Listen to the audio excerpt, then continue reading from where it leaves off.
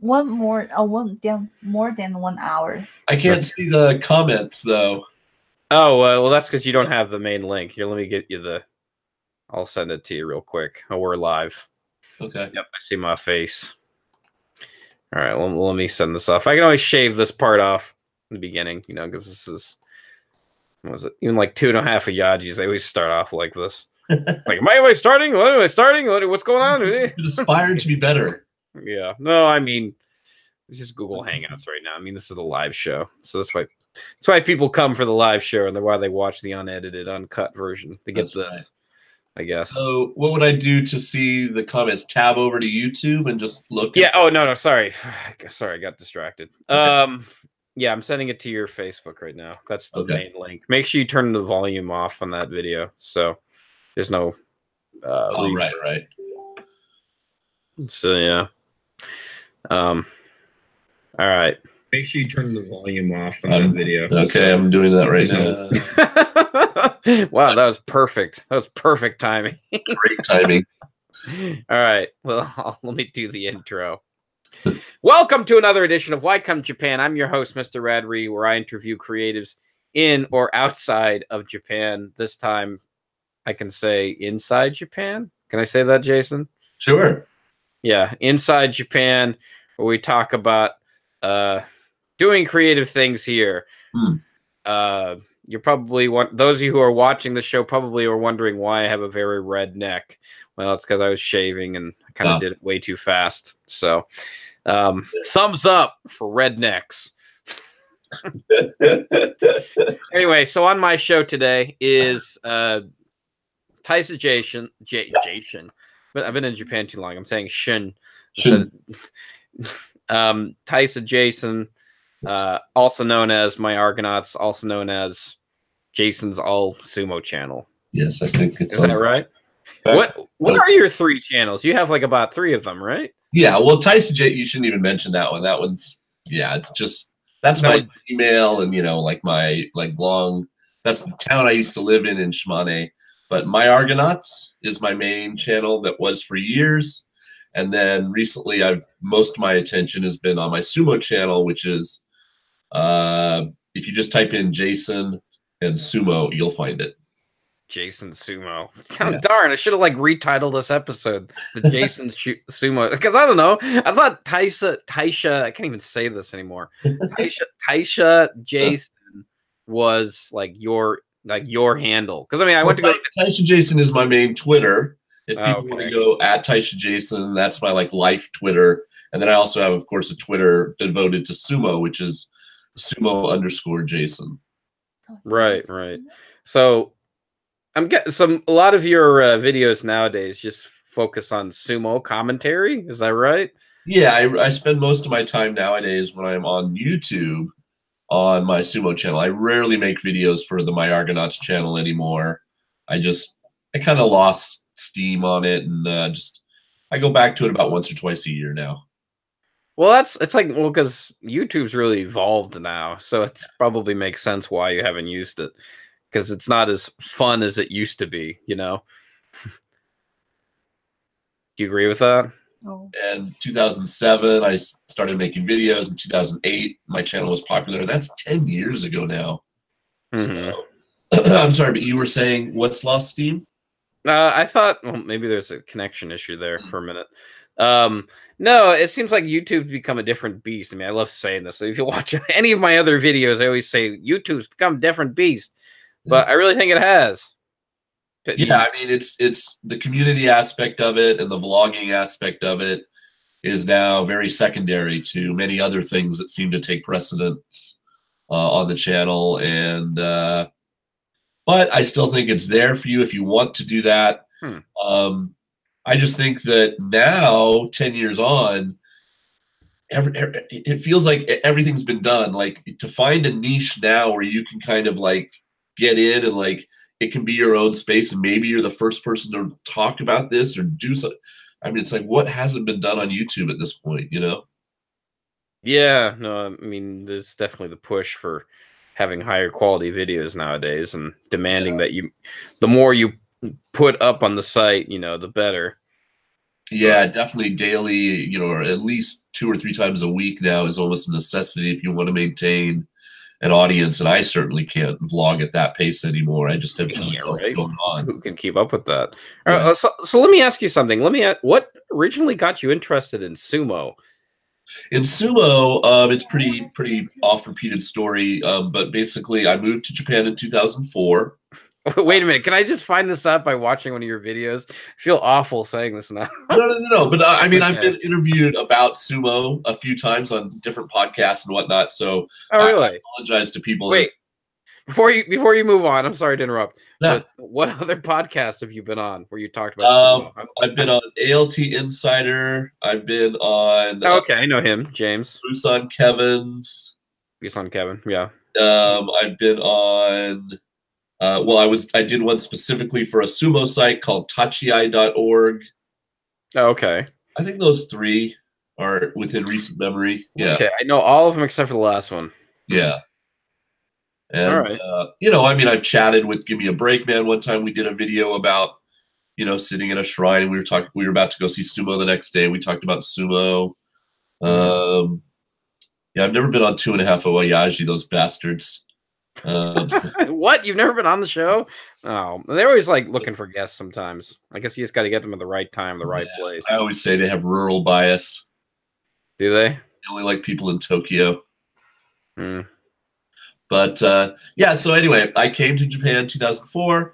I was a jet in the Japan Exchange Teaching Program, which I'm sure you've heard of. Yeah.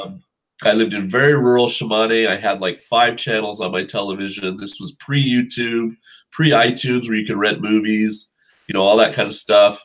I had no access to any kind of English entertainment, but I would come home from work at about 4:30 in the afternoon, and sumo was on, you know, in sumo months, because it's on 6 times a year. And if you touch a button on your remote control in Japan, you can change some programs into English, like the news and sumo. So I just started to watch it just to hear English, just to have that oasis of an hour of like, hey, I understand what's being said to me. And then I got into the sport because it is much more than you think about, than you think it is when you just watch it on the surface, or you just go as a tourist one time. There's a lot of intricacies to it, tradition. The wrestlers are all very interesting, et cetera, et cetera, et cetera. Okay, so it just sort of became one of these things where if you didn't want to watch the news, it was sumo. Yeah, well, and okay. English. I mean, really, you know, just to be able to watch something on my TV that wasn't weird variety shows. Yeah. Yeah, those samurai drama, you know. Yeah, I don't know. Japanese TV, like sometimes you're watching, like, man, I could watch this for hours, and then after you start watching for hours, you're like, I don't know if I can keep on watching food being eaten by people. Yeah. And it's just like you start making fun of them after a while. Yeah. I don't know. Didn't America have variety shows at one time? Sure. I mean, like where they had a bunch of celebrities all trying stuff, but it didn't take off, right? Because obviously we don't have it today. Back in the day, I mean, if we're talking like Ed Sullivan and yeah, that's what I'm talking about. I mean, back then, yeah, it was huge, but it definitely died out and it never really came back. I mean, now it would be the equivalent of Jimmy Kimmel or Jimmy Fallon or one of the Jimmys. Yeah. You know? That's kind of where it shifted to now. Yeah, that's true. Okay, so you kind of grew from there, and then you got interested in all the little subtleties, and you still keep up with all of it. And I went to see it live, which was really fun in 2005 with a group of friends. And then I just sort of, when I started to vlog, every now and then I would make a sumo video, not very often, and I was really bad at it. And I had a terrible TV, and I was a little Casio, you know, camera that I would. Oh, right. But they got hundreds and hundreds of hits because it was in English, and then eventually thousands of hits. And so when I left Japan in 2009, I had to go home for a year. I finished JET after 5 years, the maximum. And then I came back in 2010. I got a job at a university. And when I came back, I was like, I think I'm going to just separate the two, because I was increasingly enjoying my sumo coverage, but I knew the people that were on my Argonauts channel were like, you know, it's not, we don't want that to flood our feed, you know, every other month. So I made a whole separate channel, and then that increasingly has taken my attention, and I've waned off on the other. Oh, okay. Well, that makes sense. I mean, yeah, I guess you've always been interested in sumo. I mean, ever since like the early days of YouTube when we first connected, because you were actually the first YouTuber I ever met. Like you and Hiko Simon and Cruxay doesn't make videos anymore. And that video still exists. It does, yeah. I think it's on Hiko's channel, and maybe I even have a little bit of it on my channel somewhere in the archives. Yeah, so who do you watch nowadays? Do you watch anybody? In the community here in Japan? Yeah, I guess, I don't know, just in general, really. I mean, my favorite channels are movie channels because I'm really into movies, like Collider, Screen Junkies. But that's kind of like my window into pop culture in America and stuff. Here, I still do watch Oyaji every now and then. I'll watch the occasional Victor video. Hiko Simon, Tokyo Tonight every now and then. I watched your interview with the French photographer, you know, a couple, what was that, about a week ago. Stuff will come around, but no, I mean, I'm not. Oh, I guess Chris Broad, is that his name? The Abroad in Japan channel. He's biting Japan right now. I'll watch him. I have patience with him. But to be honest, I mean, you've been here a while. I've been here a while. I can only watch. You know, I can't. Well, that's not true. I can't really watch. Oh, let's go visit a shrine, or here's my first time ever in Kyoto, or I can't watch those vlogs anymore. You know, because I've done it and I've seen it, and you know, it's old. Yeah, no, I mean, I don't really watch any Japanese vloggers anymore. I mean, like some of them are my friends, but I don't know. The stuff that they make is not something that I'm going to go out of my way to go watch. There's a guy on Twitter named Dogen, D-O-G-E-N. Oh, Dogen, yeah, he's pretty. He makes these little short things, mostly about language, that are really funny. I really like him, but I've never watched him on YouTube. I always just watch him via Twitter. So I've seen him before. I went to like a play and I saw him like sitting in the audience. I'm like, he looks strikingly familiar. Where have I seen him before? And it was him. Anyway.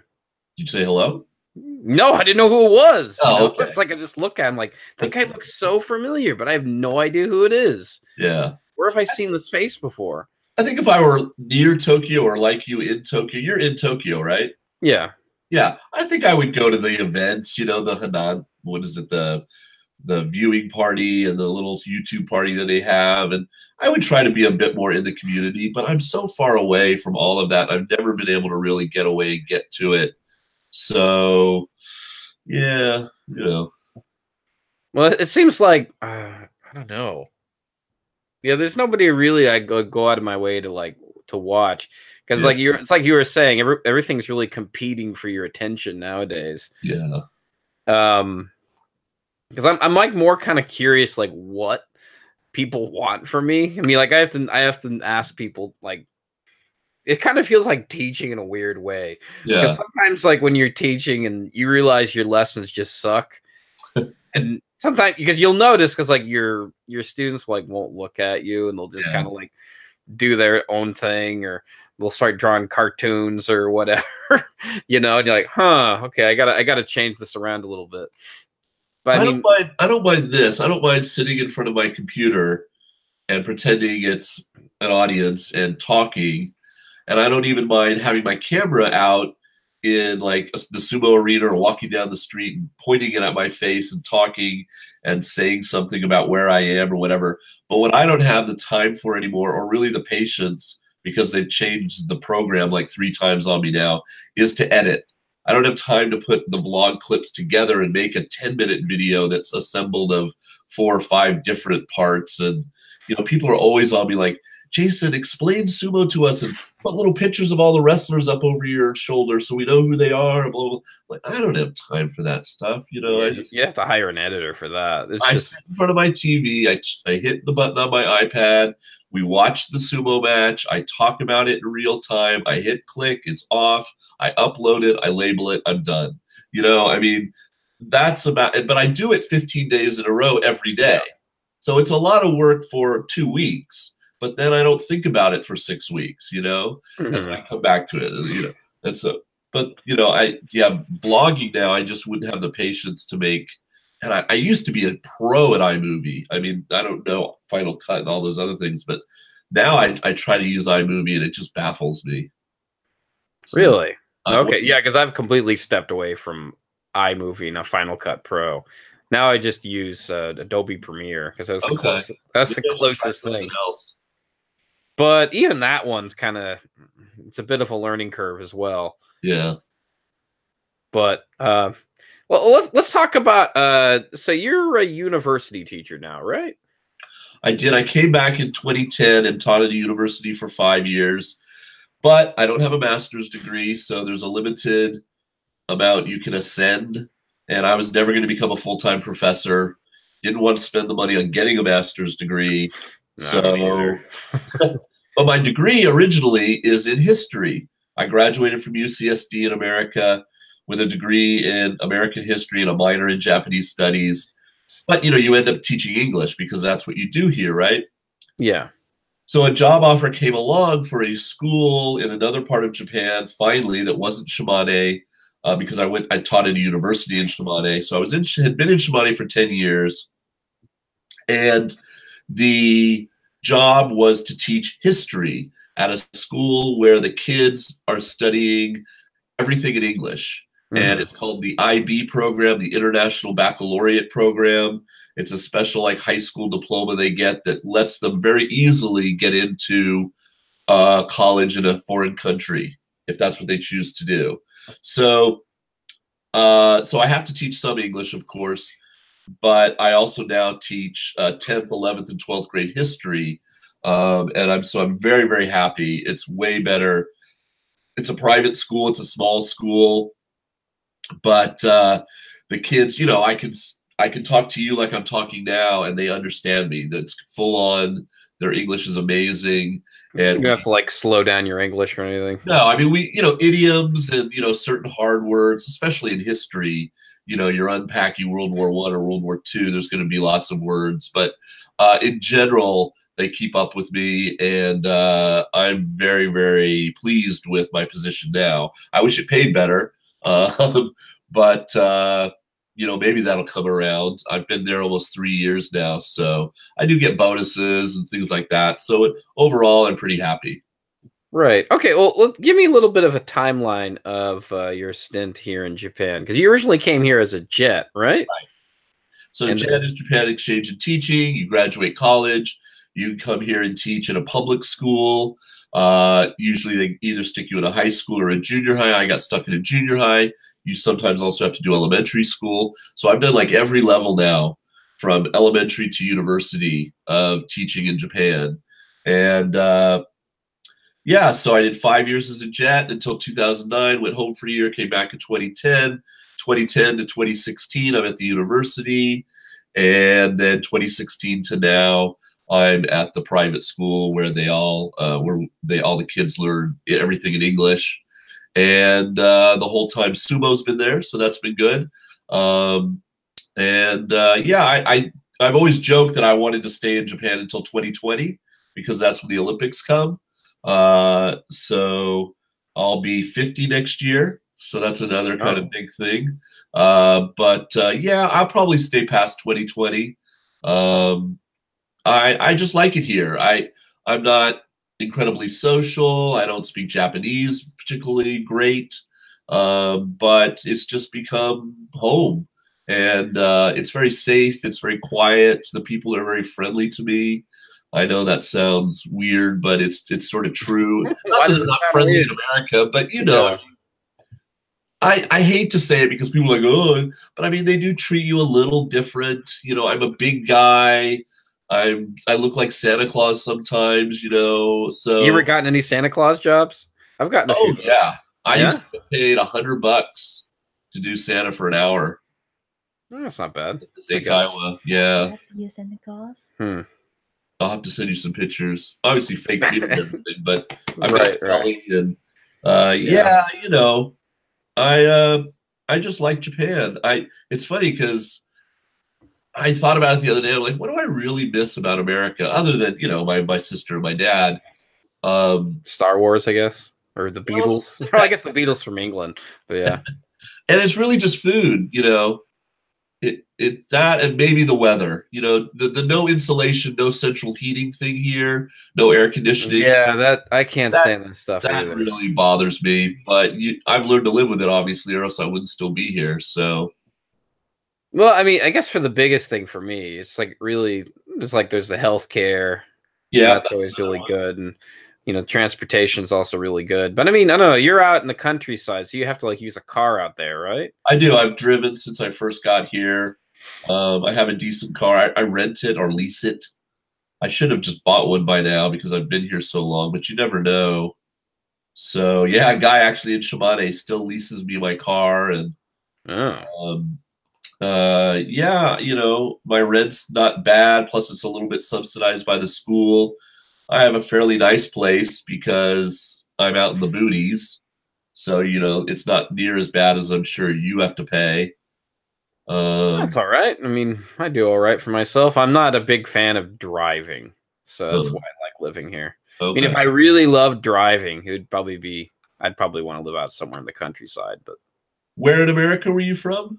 I'm from Colorado. Okay. You're from San Diego, right? California, right? Yeah.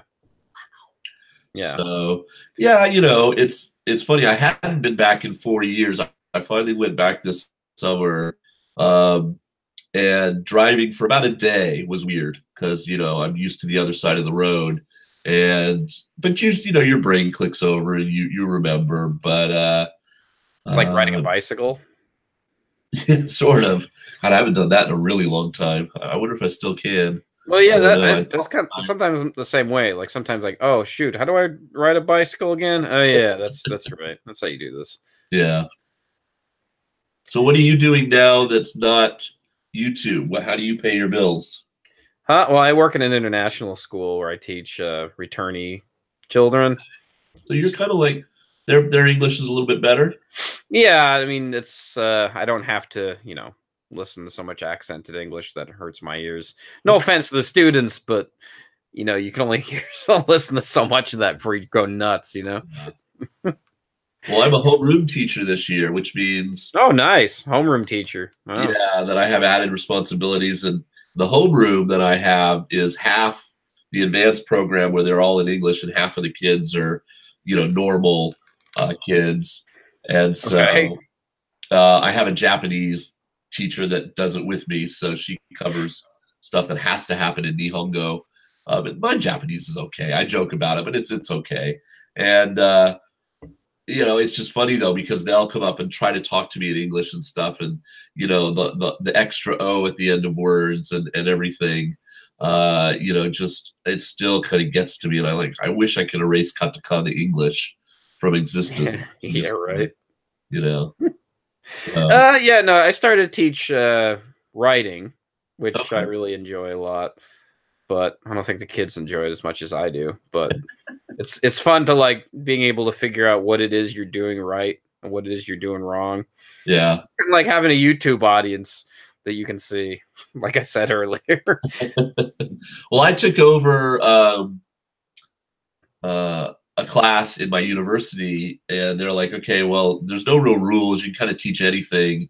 They just have to come, and you have to do oral activities, and they have to listen, and you know, they wanted all 4 bases covered. I'm like, okay, well, can I just teach them about the Beatles for a semester? And they're like, okay.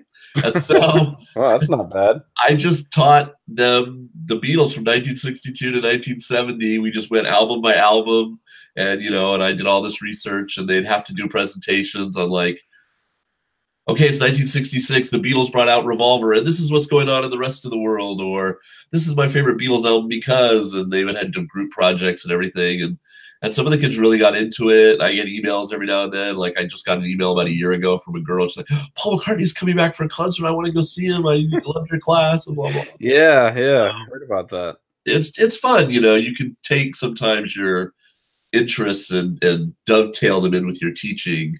I mean, I don't know. Some of the kids are probably bored out of their minds, but you know, none of them really expressed that to me. So who knows? Yeah, well, that's nice that you have that freedom. Yeah. Okay, so just so I can have in my mind, just to pinpoint the timeline here. So the first, you can only really stay in JET for 5 years. Japan JET, for people who don't know, is the Japan Exchange, and what's the acronym? Teaching program. Wait, say that again. Japan what? Exchange. Japan Exchange Teaching Program. That's right. Okay, so you only stayed. You were there. You were there for quite a long time, right? Yeah. The maximum you can do it is you recontract every year, and the maximum you can do it is 5 times or 4 times after your initial year. So 5 years.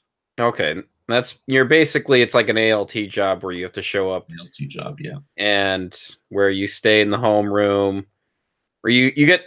What's really weird, I've always found interesting, because I was an ALT one year. Yeah. And that's where you have the teachers' room, and the teachers all gather in that one room. Staff Is that room, right? Yeah. Yeah.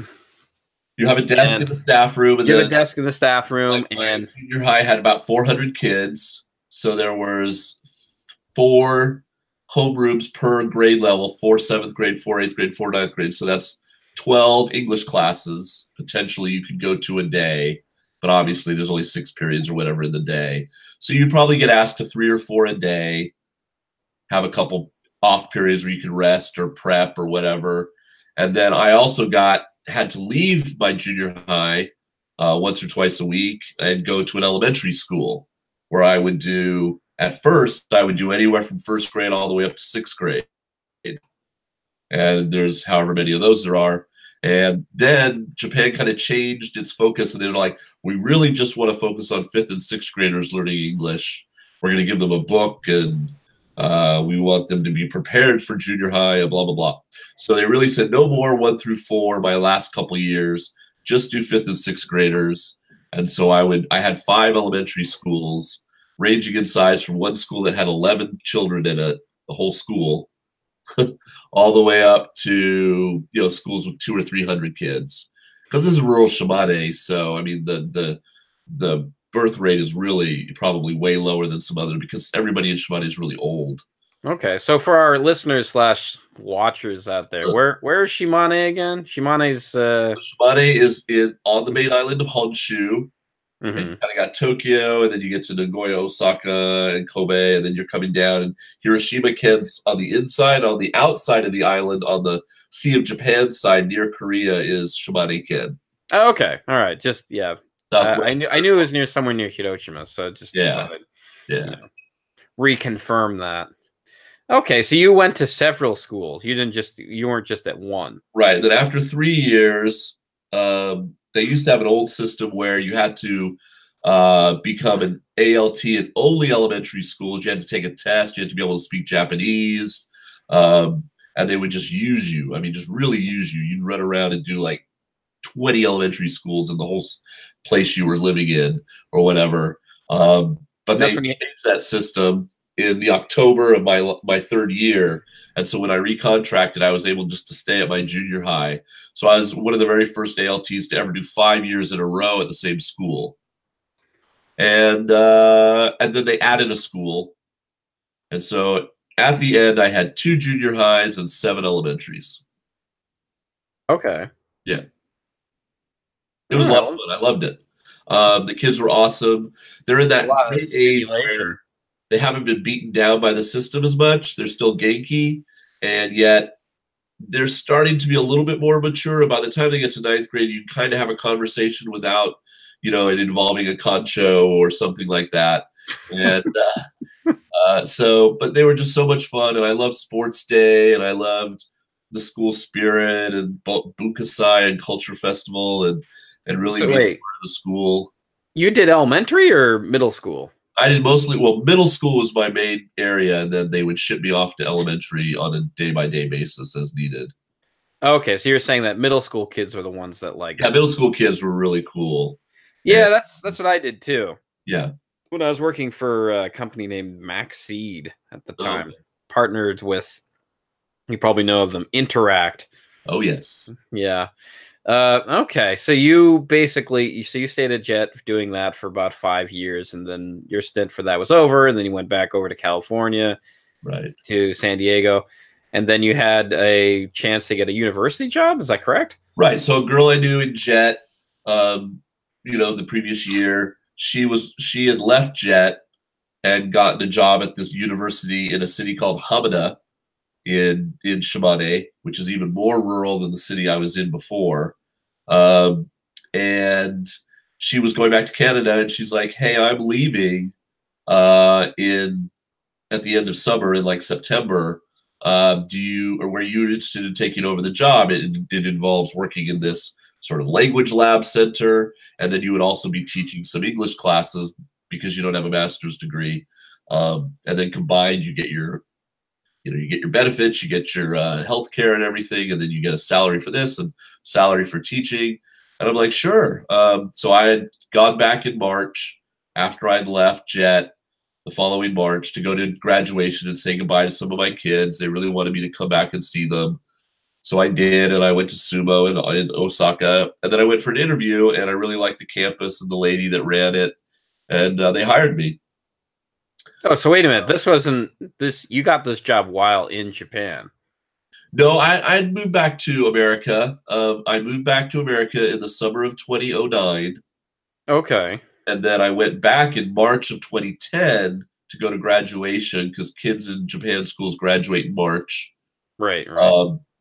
And at that time, Leah, the girl who hooked me up, knew. And so she said, "Well, while you're here in March, come to my school and meet my boss. And then when I leave in September, you would have already met them and everything. And so, it'll be easy for you to get the job." And I think, for them, it's just, they didn't have to advertise and do a lot of interviews and, go through all that. Right. And they hired me very easily. But Shimane was just such a pit. It was just, there's no movie theater. Yeah. I had to drive 2 hours to get to a movie. Yeah. Yeah. And I did it a lot. You'd be surprised, Radrey, how often I did that. Well, I mean, if I were you, I'd do the same thing. But yeah, there was no Starbucks. We had a McDonald's. That was it. There was no delivery, anything. There was just no people. All the college. There's no people. There's no Starbucks. Well, I mean, I was 30. What was I by then? I was 40. Yeah, I just turned 40. So I mean, sure, there's Jets, but they're all 25, and I tried to sort of be friends with them, but it's just so different. 15 years is a lot. Yeah, a bit of a generation gap, I guess. And then Japanese people my age, they're either married or they're not for good reason, or you know what I mean. So it was hard, and my apartment was really old and drafty, and I don't know why I stayed there as long as I did. I'm really glad I got out. But you settle into things. You get under that kotatsu in the winter, and you just go, okay. And so wait, who is Leah? Was that a friend of yours? She was the girl that had worked at the university that went back to Canada. Oh, okay. And how did you know her? Her job when she left. Oh, okay. And you weren't friends with her, were you? I knew her from Jet, so that's why when I just posted on Facebook, "Oh, I really want to go back to Japan. I'm going to look for a job in Japan when I came home." And she's like, "Oh, I heard through Facebook that you're looking to come back to Japan. Would you like to?" So if you did not make that one Facebook post, maybe you wouldn't have gotten that job even now. Yeah. Crazy how these things happen. Yeah. Butterfly effect, quote unquote. Because you left Japan for a while too, right? No, not really. I went to Indonesia or Singapore or something, but maybe I'm wrong. For a vacation. Oh, okay. Not like a long duration or anything. Okay. No, I mean, I've had plenty of chances to go back to the States, but I don't know. There's just nothing there for me. Every time I go back and I'm like, I love my hometown. I love seeing my parents. I love seeing my old friends. But I'm like, I'm so done with this place. Yeah. Every time I walk around, I'm like, ugh, this old thing. Like, yeah. I mean, I don't know. I guess I know so many people here in Japan, and I have connections, and I've made friends, and it's like I don't want to start that all over again. Having to make new friends, having to. I mean, I don't know. I technically don't. This is like this right now. This podcast. This is my social life. I mean, I don't think I'd really have much of a social life if I moved back to Colorado, because a lot of it was when I was in college. I didn't really talk to anyone. It was pretty much the same thing I do here. I would I mean, now what is it? They used to have this Denny's right next to the college campus. I used to go there all the time, just like do homework and stuff, right, by myself all the time. And all my friends were like who were in high school. They went to different colleges, so I never saw them. Right. So being accustomed to being alone and doing stuff on your own all the time just became commonplace for me. So the idea of what loneliness was something that it didn't really bother me when I came here. That's the same. I think that's the same for me. Like I don't have a friend group here where I live that I go out with a lot or do stuff with. I have a few friends from work. I have a guy who likes the Marvel movies. So, hey, there's a new Marvel movie showing. Oh, okay, I'll go with you. But other than that, I pretty much go to the movies by myself. But online, I found the sumo community that I have on my videos. I've now met people, like when I went to the bus show recently, I went to Fukuoka to watch it live last weekend. And I met up with a fan just from Mexico, just wanted to have dinner with me. And then another guy that writes for a blog, we met up, and fans came up to me at the arena and were saying hello to me and stuff. So, it's really that's been a very satisfying part of it, because it is an outlet for speaking English and communicating about something you love, whether it be movies or sumo or whatever it is. So I'm very thankful for YouTube. It certainly does belay some of the loneliness you might have otherwise. I mean, I guess in general, too, it's easy to... I guess the way to defeat loneliness, in a way, is just to find people who enjoy the things that you like. Right. You only really feel lonely when you realize you're the only one who likes something. That's right. That's right. Yeah. Like when you like one thing, but one of your friends doesn't like something, you're like, oh... guess I'll watch by myself. Yeah. So I'm getting back on the topic of your basically your life working in university. Now, you felt like working in university was probably a much different beast than like working in middle school or elementary school. Oh yeah. I mean, the kids obviously are adults. I mean, I don't know if you've talked to other people on this show who teach at university. Eric served 6. Okay. So I don't know if Eric mentioned it, but yeah, college in Japan is fun time. So right. I actually had a student. Yeah. I actually had a student of mine now, and I'm like, where do you want to go to college? Your English is so good. You're a good student. You could easily get into one of the good American colleges or go to Cambridge or Oxford or in England. And she's like, I don't want to go to an American school because then I'd actually have to study and work. I'm going to stay here in Japan, maybe do a year abroad. But she knows. I mean, the kids know that when they get to college, it's like their 4 years where they don't have to really do much. They get to play. They get to live alone for a time, which is a huge thing in Japan. Most of them get single occupancy apartments. They don't live in the dorms, maybe a little bit. And it's just, hey, let's go skiing. Let's go to Europe. Let's go to Korea, and they travel a lot. And I think school and academics and all that, like we had to like really sweat our tests and turn in research papers and stuff, not in Japan. So it was tough. And my English department, it was a very rural school with only about 1,000 kids. It's a really small school, but they had to take English for 2 years. So you had the kids who enjoyed it, and maybe were good at it. We had 5 levels. We took a class of, say, 200 kids, and it's like 40, 40, 40, 40, 40. And I usually got the 40 at the bottom. Oh, really? So I would have to teach the kids who had no interest in English, could barely speak above. Oh, no. Yeah. And we had fun, and I mean, they liked me, and well, if they like you, then that's a good start. That's a good But at the same time, just getting them to do anything and stuff, it was a tough road. But I had electives sometimes where the kids were more skilled or more Genki or whatever, and so that helped. And I mean, I toughed it out, but I probably gotten out of there sooner. Do you ever have any students that like just won't say anything? They just stand there, or they just sit there and look at you?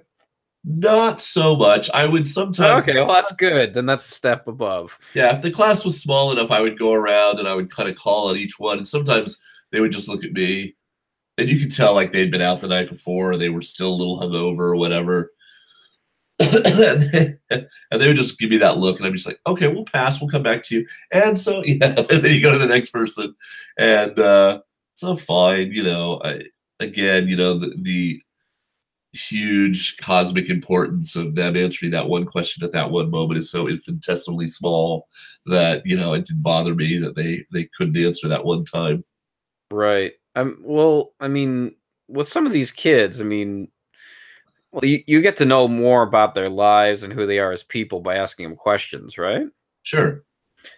So, would you say most college students? I remember watching one of your videos where you said college students in Japan, a lot of them just end up going back to living with their mom or dad. Is that right? A lot of them, well, sure, especially right after college because they haven't gotten a job yet necessarily. But most of them, especially in Shimane, had ambitions to go live in Tokyo or Osaka or one of the big cities. Oh, okay. So they definitely did want to get out. Unfortunately, that's a problem like a place like Shimane is facing, is that all the young people leave, and some of them come back, and some of them maybe want to get married and stay there and stuff, but not a lot. And so you have a really aged population than everything, and then you have like a whole lot of nothing in the 20s and 30s, unless they're working as the local post office clerk or kindergarten teacher or something, and they've decided to stay in Shimane. So, I don't know. Probably the appeal of being in the countryside is not all that cool. It's not as exciting, I guess. That are good about it, the small community, the safety, the looking after each other, etc. That doesn't necessarily appeal to 20-year-olds, right? Mm-hmm. They want excitement, nightlife, things to do, blah, blah, blah. And who can blame them? So they go off to where you live, and want to make it in Tokyo. Mm-hmm. Okay, so let me ask you this. So usually a lot of foreigners, people like us, a lot of us end up leaving Japan. Right. But there's some of us who decide to stay here for reasons. I mean, I've discussed mine, and you've pretty much said yours as well. Yeah. But I remember I've been listening to a bunch of podcasts, and it seems like a lot of people who do end up leaving Japan, a lot of them leave because of this kind of cognitive dissonance they have with people here in Japan, and kind of like they kind of feel like what they're doing here isn't as rewarding anymore. Like where they feel like, I mean, call this a conspiracy theory, but it's like, it sort of feels like sometimes when you're teaching kids English, it's just like the system is made so they never get better. Do you agree with that? Or am I making up like string plots and everything and tying everything together? Like the X-Files music. Yeah, play the X-Files music with what's that meme of It's Always Sunny in Philadelphia with Charlie Day and the line graphs and everything. Yeah, I mean, teaching English, which, like I said, I got out of, thankfully. I mean, I did it for a while, and I really enjoyed doing it at the beginning, especially. Okay, so you mostly just teach history now. It's like no English. Teach history. I have one English class and 5 history classes. So, and there is. You do feel it's a little futile at times because a lot of these kids are never going to leave Japan. They're never going to use the English that they've learned, and a lot of them really could care less. So forcing them to learn it is almost, I don't know. Like when you and I you're a lot younger than me, but when we went to high school, rather in America, a foreign language was an elective generally, right? Yeah. Either took Spanish or French, I'm sure, for 2 years to get into college, like most of us do. I took French for 2 years. God knows, I speak no French. Comme ci, comme ça. Yeah. You know, I don't know. Anymore. That's Spanish, isn't it? Yeah, that's probably Spanish. I probably know more Spanish just from living in San Diego than I know French. Right. But anyway, so, but I mean, at least you're motivated in that sense. Like, I've got to get a good grade, and I need to get this to get into college or whatever. The kids here, it's just it's just wallpaper to them. And sure, if you have a fun foreign teacher come into your classroom every now and then, that's cool. But my classes now, I teach without a Japanese person, and I teach like 4 times a week. So it's just all me all the time. And that's a lot different for them. But still, a lot of them, the outside world for a lot of Japanese kids, I think, especially, is pretty scary because Japanese as a language is really only spoken in one place, Japan. There's not, I mean, there's a tiny Japantown in LA. There's little pockets here and there, but it's not like Chinese, and which still is mostly spoken just in one place. But it's certainly not like some other languages, French maybe, where you can find it in other places. Japan, really, you can't, and so they need English if they ever want to leave. But a lot of them just don't ever see themselves leaving. So I don't know. It is tough. If I can go on a rant here for a second, the thing is harder as a teacher in Japan is the fact that you can't fail anybody. The kids never fail. Oh, really? This I didn't know. Yeah, so they never get held back. I did know this. They never, if they score below 20% on any exam, they're allowed to retake and do makeup work, etc., to get themselves back up above that, which of course 20% is horrendously low, but that's like the minimum you have to get to like keep going. And there's all these prop-up maneuvers in place. Every kid in Japan that goes through the school system graduates. Nobody ever, unless they remove themselves. So it's hard for me as a teacher sometimes. I can give a bad grade to a student, but ultimately they're going to pass my class. You know what I mean? Whereas, so it kind of feels like you're not contributing anything. Right. At university, I could actually fail a student.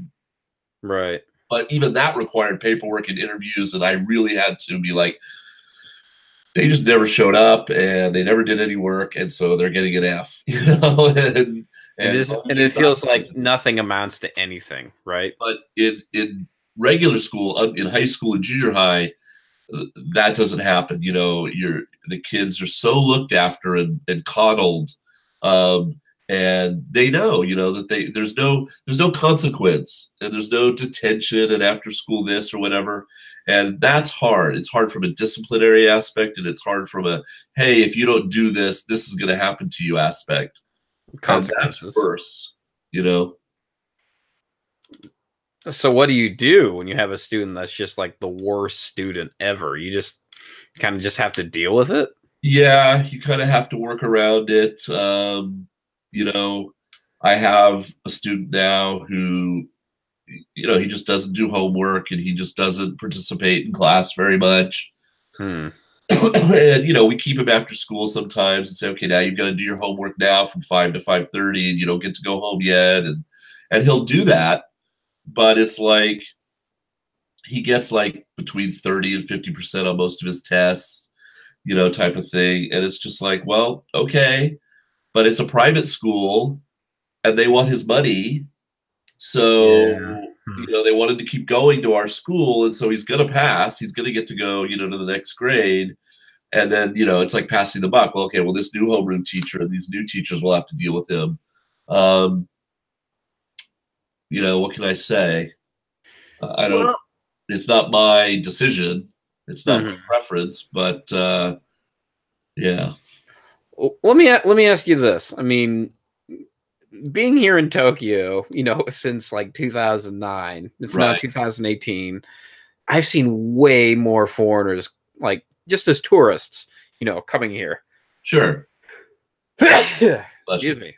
I've been seeing a lot more foreigners you know, coming in and, Yeah. you know, a lot of them like going to Shibuya and asking everything like in English. It's like if you work in Shibuya, you're probably going to need to know something in English. Otherwise, you know, they're going to this, or like the way they do it in America, you know, it's like if you don't understand them, just speak louder, you know, and they'll slow down. Somehow, yeah, and somehow they'll understand you if you speak have right? Slow down and speak really loud. Yeah, dollars. Yeah. So let me ask you this: have you since the time you've been in Hiroshima? Have you seen any foreigners? In my place where I live now, yeah, I don't see that many. There's the local Jets. There's a couple Kiowa people. There's teachers like me who work at private schools or whatever. But there's still probably less than 100 of us. And now when I say foreigners, I'm not including, you know, Chinese or Korean or other foreigners who aren't Japanese that live in the city. Well, I guess I'm including those too. So, you know, just do you ever see any of those? Do you see any tourists at all in that area? Oh, in my town? No, if I go into Hiroshima City, which is obviously a huge tourist town, then yeah, I see all kinds. Okay. I saw a lot at the Sumo when I went down to Fukuoka. More so than previously? Yeah, yeah. I was really surprised. I'd say there was at least 200 that I spotted in the arena that day out of 6,000. Yeah, so like I'm thinking here, it's just like Japan can only. I mean, I feel so ethnocentric saying this, but bear with me. I can't imagine this country can put up with it much longer. You know, like of not being able to like speak English. You know, it's sort of like if you're. Go ahead. I mean, if you're a doctor, you know, and you don't speak English, or if you don't have a high enough TOEIC score, you know, you're not going to get the job. You know, or if you're not, it makes you more qualified. Sure. But, I mean, I imagine that like, because Japan's kind of going through this problem with this labor shortage right now. Right. And they're hiring all these foreigners. And I imagine it can't always be like this forever, you know? Yeah. And I mean, I think you're going to see it more so in the next 2 years. Next year in 2019, we get the Rugby World Cup, which is kind of like, we're hosting the Rugby World Cup. And it's going to be at 8 cities around Japan. Obviously, the big final and everything will be in Tokyo or Yokohama or somewhere nearby. Unfortunately, nowhere close to where I live. The closest place to where I live where they're having matches is Fukuoka. But that'll be a test. That's baby steps, of course, to the Olympics, which is the big one in 2020. And yeah, I mean, I think they've got to make. I was talking to my kids the other day because we're studying World War II, and I said, okay, can anyone draw a swastika on the board? And none of them could. And I said, okay, well, it looks kind of like this. And I drew one, and they said, wait, that's the symbol for a temple. And I said, yeah. I said, isn't that weird? You know, Hitler stole this from Buddhism, and it's now used on a lot of Japanese maps as oh, there's a shrine here, or a temple, actually, because shrine is Shinto and temple is Buddhism. But and so they're like, oh, that's weird. It's not quite the same. I said, yeah, he changed the lines a little bit. And I said, it's funny because I just saw a thing that they're changing that on maps, especially like Google, because they don't want people Googling and seeing a swastika come up, you know, for foreigners, because they won't understand what it is. It's called a manju here. Right. And so they're having to come up with all these new like emoticons and little symbols and things for different things, so they're more friendly, foreigner friendly. I think they've done a good job of putting bilingual knowledge on signs and train stations. And I think if you're a foreigner, you come here, you only speak English, you get around pretty well.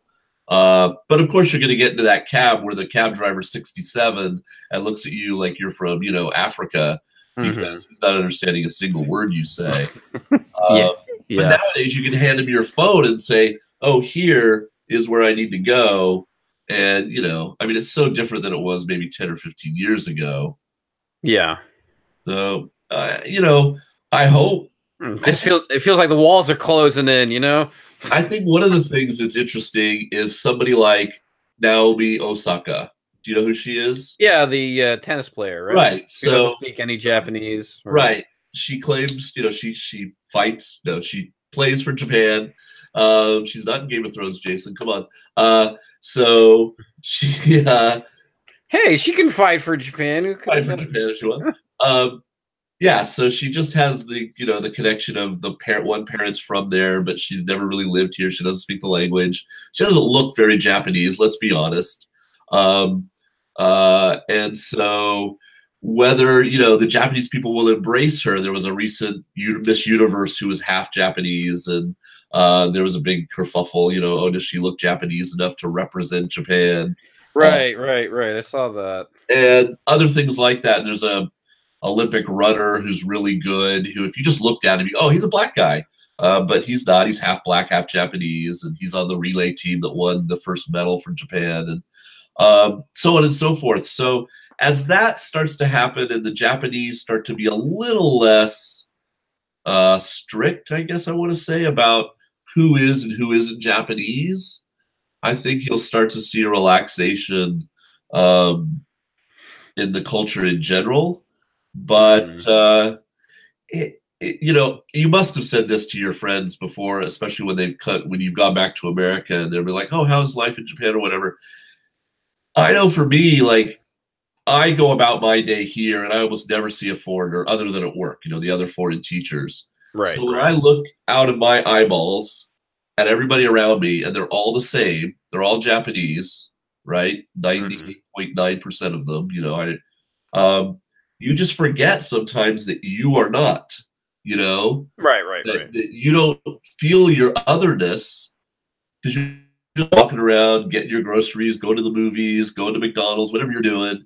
And then somebody will stare at you, or somebody will, say, "Oh, where are you from?" Or somebody will be like, "Oh yeah, I'm from, okay, yeah, I'm white. Okay, I get it." And so I've kind of gotten to that point where I'm just sort of like, I don't think about it until it's put upon me. But right, I think that goes for a lot of us, though. But I think that's one of the amazing things the JET program did, is that it sent all these teachers out to all these rural places so that the kids could see a foreigner in the grocery store or at the mall. And you might be the only one in your town like I was, but it makes it a little, it's not just, oh, there's that person on TV that's from a foreign place speaking in a language I don't understand. There's people in your town, in your community. And, kids that grow up where you are in Tokyo, I mean, they must be so blasé about foreigners. They don't care anymore. They see them every day, all day. But still out where I am, it's still kind of rare. And I'll go to the mall, and I think part of it's just because I'm huge. But I mean, kids will be like, they'll tug at their mom and go, "Gaijin-da," and stuff. You still get that a little bit, and it doesn't bother me at all. But I think less and less, and I hope less and less. Yeah. Yeah, well, I don't know. So let's talk about movies. Actually, I have a movie question for you. Okay, I'm ready. You're big movie people. We like movies. Obviously, you can see in Jason's background, he's got all this man stuff. Yeah. You know one LDK? I mean, I guess if you don't want to tell me, you don't have to. No, I'm in my kind of spare room now, which I've turned into my fun room. Then over there is my living room with my television, my couch, and my aircon. I need a fun room. My kitchen, bathroom, and then I have a bedroom that's like on the other side of this wall, the other part of the place. So what is that? Maybe 2 LDK? Oh, okay, that's pretty good. I mean, I wish I could get that. Not a bad size. Yeah. So I'm in a 1 LDK here. Anyway, yeah, movies. All right, so one thing I wanted to talk about, since it still kind of follows the integrity of the show. Okay. Is you made a YouTube video like about Terrace House, right? Oh yeah, the Japanese show. I tried to. You tried to? What are you talking about? It's still on YouTube. No, I made it, but I mean, I wanted it to be the start of something, and of course, oh, I see. I never made like a second one. But anyway, go on. And what is it? Where was I going? Oh, now I remember. So it was this show. It's the show where it's kind of like it's a Japanese version of Real World. Real World. Thank you. Yep. The Real World. But what everybody seemed to like about it was that dating in Japan was very, very different. Yes. Right. Like where I haven't really watched an episode because I don't have the patience for it. Really, it's the best. I know. I've heard it's good, but I don't know. I'm not sure if I want to watch a dating show. But anyway, like some reality shows I really love, some I hate. But what I remember seeing one episode. What was really interesting about it was this one girl. She spent this entire day with this guy. Yeah. But she was entirely just spending the entire day with him just to be polite. Right.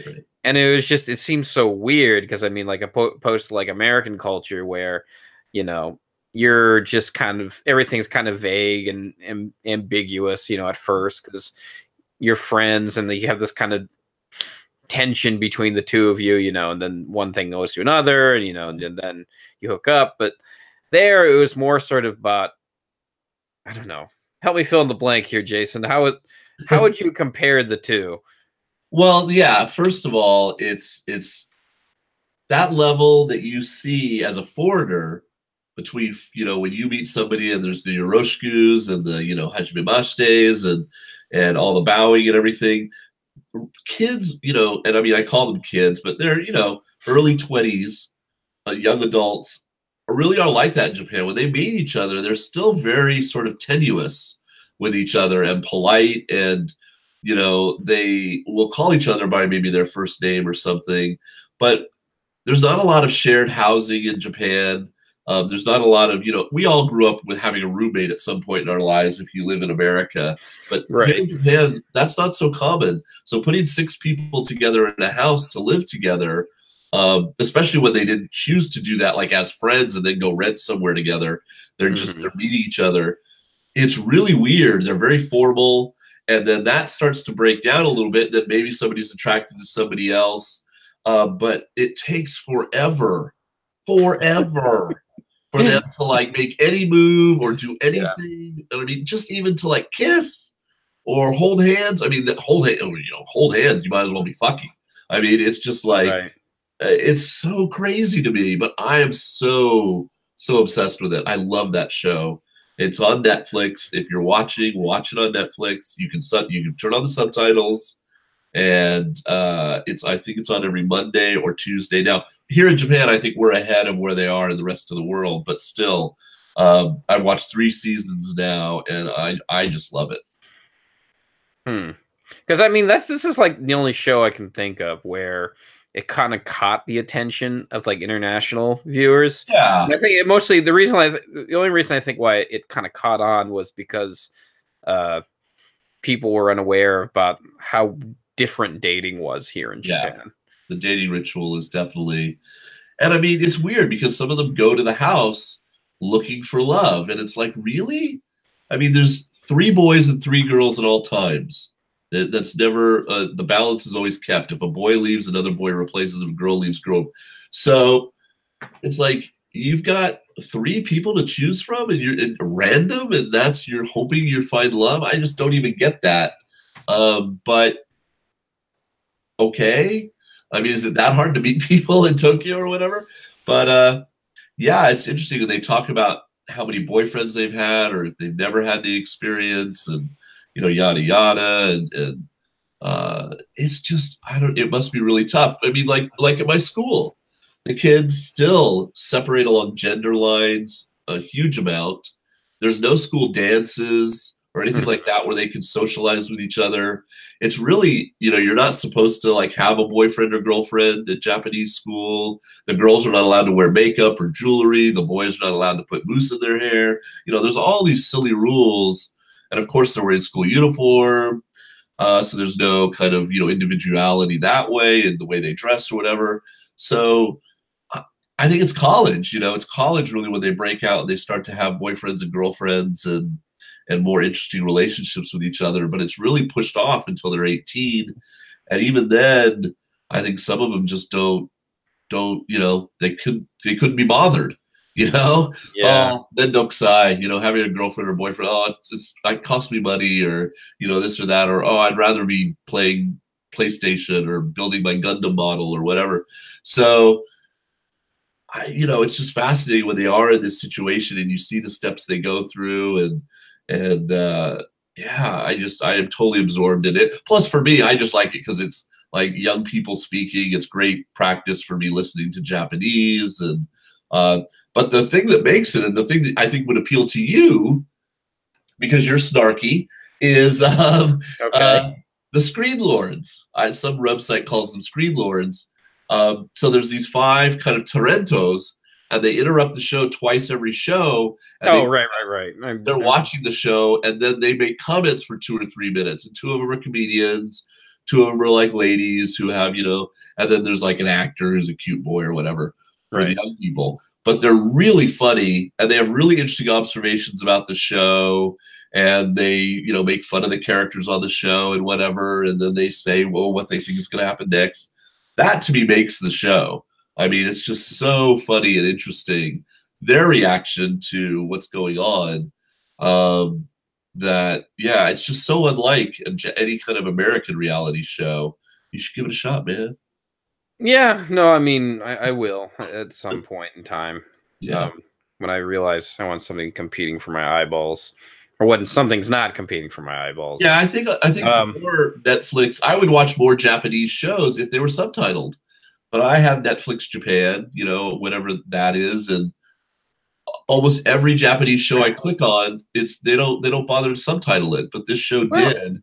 I don't know. It's like I watched one foreign show. It was from Germany called Dark. Have you heard of it? No. I recommend that one. That one's pretty good. Is it like a mini series? Yeah, it's a mini. It's not a mini series. It's like an ongoing show. Oh, It's kind of like Breaking Bad or Mad Men or one of those, where it's about time travel. And it's a very serious story about time travel, but it's really well put together. It's really well made. German, so you watched it with English subtitles. Yes. Okay, interesting. I can't stand that like dubbing stuff. And like unless I want to laugh at the movie, then I'll turn that on. But yeah, I can't do the dubbing. Yeah, I can't either. It's just annoying. Yeah, but I'd like to see. I mean, I've said this like hundreds of times. I'd like to see, or maybe I should just do something. But then again, I don't really have any Netflix connections. But I'd like to see like a Japanese show that's accepted internationally. That's really big internationally. To be able to say like, man, I can't wait to like, be excited about it, watching it, or have the experience of watching it. Like the only other show I can really think of where I had this kind of golden age of television kind of feel for was the Densha Otoko series. Did you watch that? I remember that. Yeah. That was great. Like, why can't we have another one like that? Yeah. Well, it's funny because when I was at the university, we used to do these Skype sessions where my 20, 21-year-old-ish students would talk to college students in America. And so, they'd be around the same age, and the culture thing. And the first thing they always used to ask was, anime and manga, because they know that, right? The kids in America grew up on anime and manga, so they know some of that. And then the baby metal. That's like one of the things they're like, oh, I know baby metal. Is baby metal popular? And all my kids would be like, I've never even heard of baby metal. What are you talking about? And then, and so it almost Pokemon. Like, every now and then you get a horror fan like, oh, I used to love The Ring, or, The Grudge, or whatever they were called in Japanese. And Sadako. Do you like Japanese horror? And maybe one of my kids would be like, I kind of do. And, but of course, there's such a disconnect, right? Disconnect. It's so huge, and that's a hard thing for me too as a teacher, because every now and then I'll be like, oh, you remember that Simpsons where? Oh no, you guys don't. Okay, and part of that's my age, and then part of that's the fact that they didn't grow up in America. But I guess Pokemon would work. Pokemon, yeah. Have you seen the trailer for the new Pokemon thing? With Ryan Reynolds do the voice? Yeah. No, I haven't seen it. I saw like a picture of it. I'm not sure if I want to watch the trailer. Did I say it? All right. No, you shouldn't see the movie.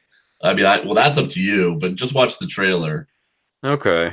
Well, I mean, that only came out. That's like a U.S. made only Pokemon. Yeah. I mean, isn't that odd? I mean, like you have stuff like Pokemon. You have Pokemon Go, which was not made by Japan, and it became like this huge international success. Yeah. where you'd think it would be somewhere, it would be famous, popular here and other countries. You know, because like it's weird here in Japan. Like I've made enough friends here in Japan where I've realized, or they've told me how the movie system works here, right? And why movies always take forever to get here, right? Yeah. And he was telling me that it's basically they look how it does in other countries, and they're usually very careful about what they bring in to Japan.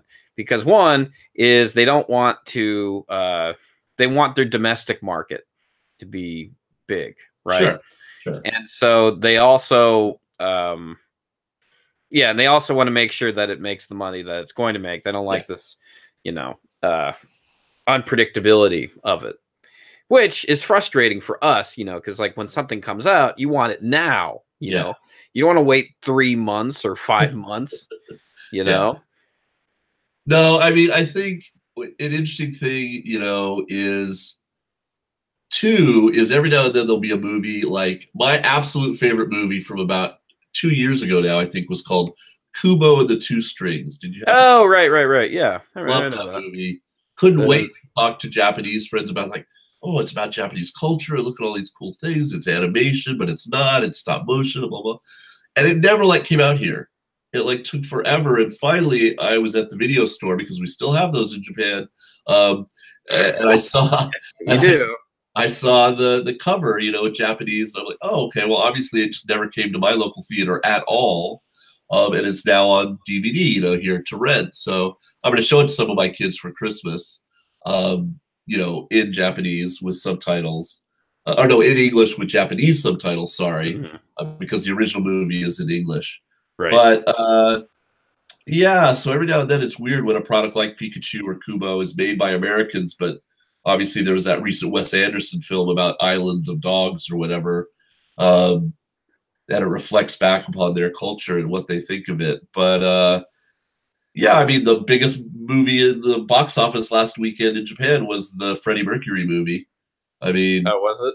Yeah, I mean they'll bring movies in. I'm sure the biggest movie this weekend, opening here a week later than most of the rest of the world, is the new Harry Potter movie. So that'll probably be huge. Every now and then things do come out. Oh yeah, that new Harry Potter movie's coming out. Yeah, the Fantastic Beasts. Yeah. So Venom, you know, did okay here. But yeah, like Aquaman, which comes out at Christmas, isn't going to come out here until February, and so on and so forth. And I think, you know, but I mean, you know, you ask a kid who's Aquaman, no kid here knows who Aquaman is. You know?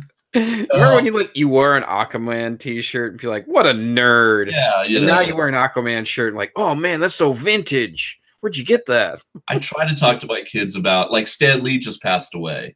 Right. Did you know William Goldman just passed away too? Who? You know William Goldman? Oh, the screenwriter behind Butch Cassidy? Yeah, he just passed away too. Yeah, I heard about that. That was sad. Yeah, I heard about that today. I'm like, oh wow, I didn't know. I guess Stan Lee passing away took the cake, but I don't know. He was older and need more. And so I put the word Marvel up on the board in one of my classrooms, my 10th grade classroom. I'm like, okay, you guys all know this. You know, Uniqlo sold shirts with this on for like $5 a summer ago. You know, I've seen a bunch of you with pen cases with it on. Name me a Marvel character. And a few of them were like, oh, Spider-Man, X-Men, you know, Batman. I'm like, well, no, Batman's somebody else. Superman, no, Superman's somewhere else, you know. So finally we got a list of about, you know, 10 characters. And I'm like, yeah, all these were created by this one dude. His name's Stan Lee, you know. And I was trying to just give him a little bit of history right there on the moment. But the kids here know a little bit. But, you know, they've got so much homegrown entertainment that's amazing that, you know, they don't really need our Justice League crappy movie and, you know, this other, you know, if it's good, sure. You know, Avengers, hey, go see that. But most of it, I'm like, I probably wouldn't recommend that. Let's see. Japanese entertainment for kids. Crayon Shin-chan's pretty good, but I can understand why that never really came to America and why they only aired it on like a Adult Swim late at night. Did you see what Conan was doing with Detective Conan? Yeah, I saw that. Conan O'Brien came here and he and he also worked with Hideo Kojima on some secret project. Wonder what that's all about. But anyway, Yeah, there's Crayon Shin-chan, there's Shin Maruko-chan, and there's like Doraemon. Doraemon's the one that really bothers me. I don't know why, but there's something about the philosophy of Doraemon that just irks me.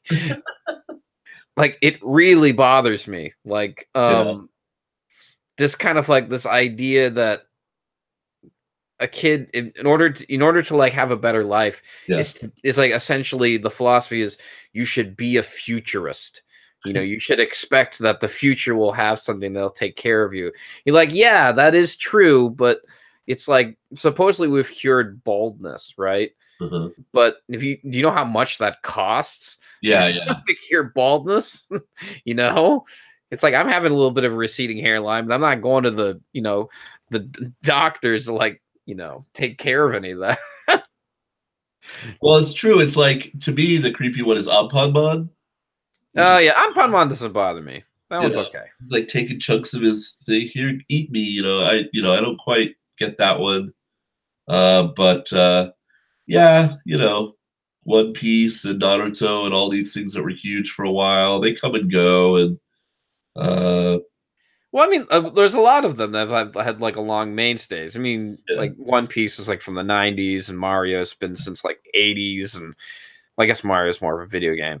But I'm just surprised by how like such a long shelf life a lot of these cartoons have had. I mean, like in the States right now, you're having a bunch of different kind of cartoons, like Gumball and Steven Universe, and which they are really great shows. Like I watched a few of them. But it feels like there's something fresh. Where it's here, it's just I don't know. I hate to put it down. It's like, because sometimes being in Japan, don't get me wrong, I love living here and I love doing everything, but sometimes it's like I agree with what Hiko Simon said about it once. Sometimes you feel like you're rooting for a baseball team that you really like, but they really suck. You want them to do well, but they're not doing well. They haven't been doing well. You're like, no. It'll be interesting to see how much they try to, up their game for the Olympics in a few years. I think that's going to really be a big test. And, but I was really disappointed right out of the gate. As many amazing manga and anime and video game characters we had, did you see the two mascots? Oh, yeah, they're okay. They're terrible designs, I thought. Okay. The logo was terrible. Yeah. You didn't like them? No. What don't you like about them? They're generic. There's nothing. I don't know. I have a friend who has the Twitter account Mondo Mascots, and he takes pictures of mascots all the time. Yeah. I should ask what he thinks about them. Yeah. I mean, there's certain local mascots that I think are way more interesting. The ones that came up. I always like the ones that are creepy, that are like unnecessarily creepy. Like they went overboard on it. Like what's that one? They have one in Hokkaido with like the bear lemon, and it's like this ferocious bear. like Jesus, why did you go so over the top with it? And then like they have one where there's like a kappa, and like it looks really creepy. Yeah. Like it looked like have you ever seen like a cockroach before that was really, really, really red? That's what it looked like. I don't know. But wait, so the Olympic designs, I guess they're okay. I don't really have any. Let me bring them up to me. Let me just. Oh, by the way, going back to what you were talking about, the swastika thing about them wanting to remove it. I googled that, and it said, and then I found one BBC article that says Japan's plan to drop swastikas as temple symbol sparks backlash. Oh, it's also interesting though too is I've been seeing a lot of my students draw swastikas on like their homework and stuff, and I'm like, I looked it up, and supposedly it's this thing called manji. Yeah, have you heard of this? Yeah, I have. Yeah. Have you seen your students draw any of these swastikas before? You're like, what? Not every now and then randomly, but not a lot. Like, because I had one where like they'd start drawing it all over the board. I'm like, I know they don't know what that means because they don't really learn World War II like Americans learn what World War II is. Right. Anyway. No, I don't think we have neo-Nazis in our midst. I think we're safe. For now. Yeah, we're not. Yeah. We're not America, so. I don't know. The Tokyo designs, they look like they could be from any country. Why couldn't, I don't know.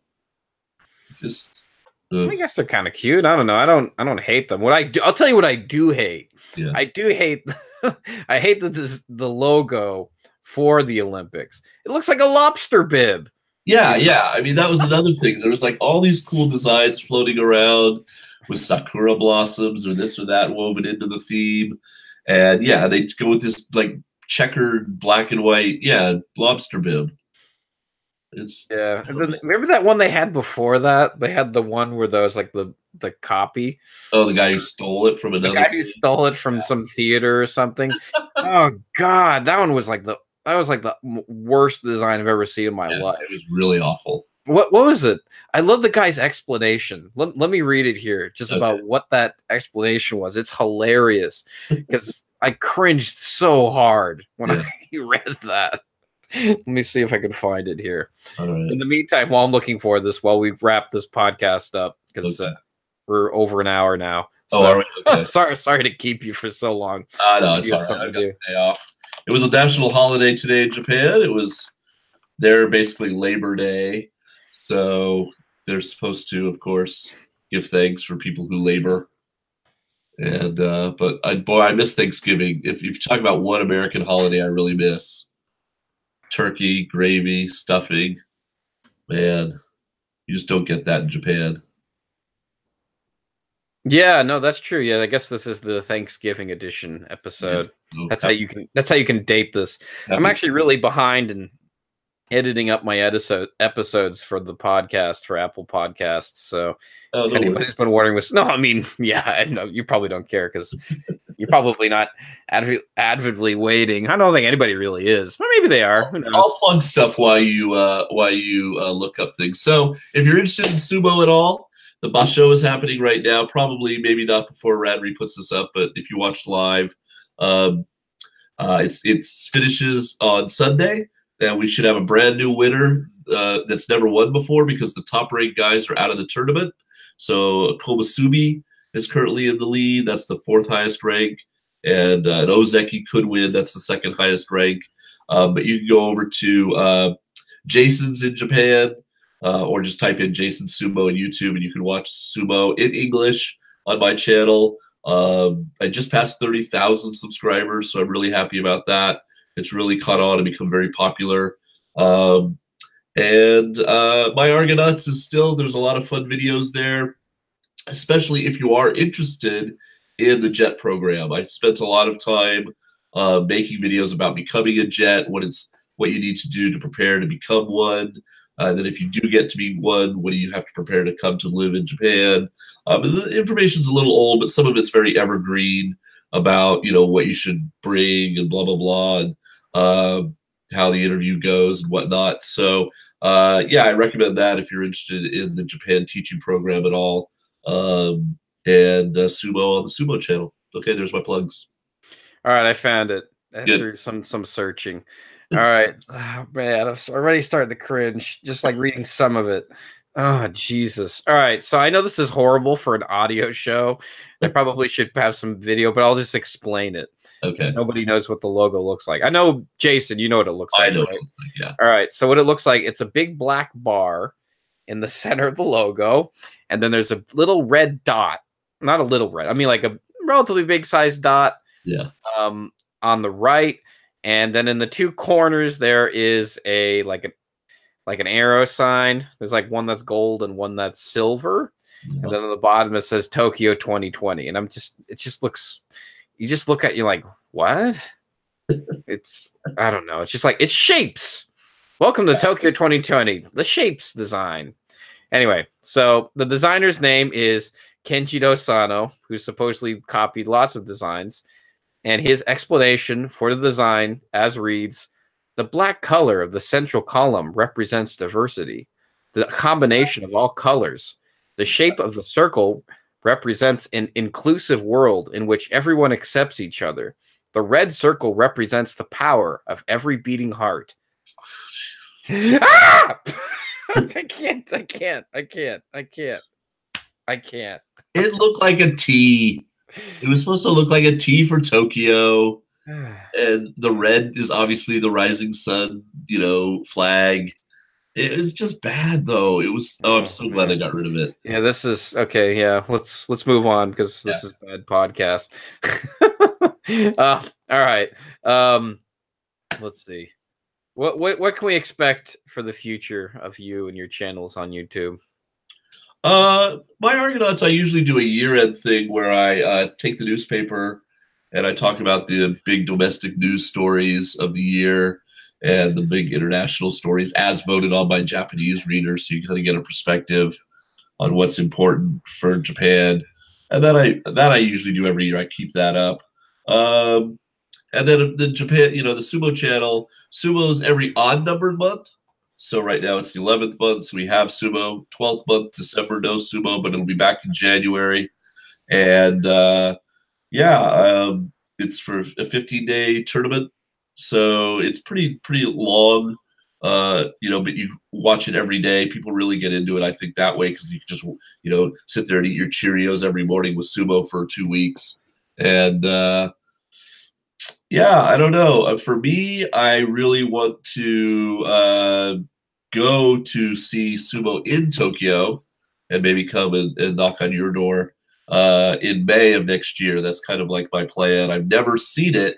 I've seen it in Osaka. I've seen it in Nagoya. And I've seen it in Fukuoka, but I've never seen it in Tokyo at the beating heart and soul of Sumo and the Kokugi-Kon. So I really want to go to Tokyo, and I think May is going to be my best chance next year. Okay, yeah. If you're in town, grab a beer or something, or I don't know. Do you drink beer? Or I don't really drink beer either. You get a coffee or something. Do you do coffee? I do hot chocolate. The Sanctuary Japan channel in the chat asks, did you do an interview with Anthony Joe around 2012, 2013? Me? Yeah. Anthony Joe. I think Anthony Joe's this. He works for Gaijin Pod, I think, or he did work for Gaijin Pod. You mean he interviewed me? Maybe. Yeah, maybe. Because he's saying your voice sounds familiar. Oh, okay. I don't know. It's very possible. He's a very interesting guy who works on that, or I guess works for Gaijin Pod. Yeah, that sounds really familiar. I think I probably did. He always has something interesting to say, so. Yeah. Anyway. So the only thing we didn't talk about that you wanted to talk about was when I did have some people in Japan who tracked me down and found out where I lived and everything like that. And they called my school because when you're a jet, you're working for the government. Yeah. Right? I mean, your salary is paid by taxes. Amongst other things, you're not working for a private school, right? And so I was making vlogs like, hey, I have a free period. Here's the library at my school. Look how interesting it is. And okay, I'll be back later. See ya. And they'd be like, why is this guy making videos at school when he should be working? And I'm not paying my tax money to see this guy, have fun with his hobby, on my dime and blah, blah, blah. So my school got contacted. And let me stop you for a second. I'm sorry.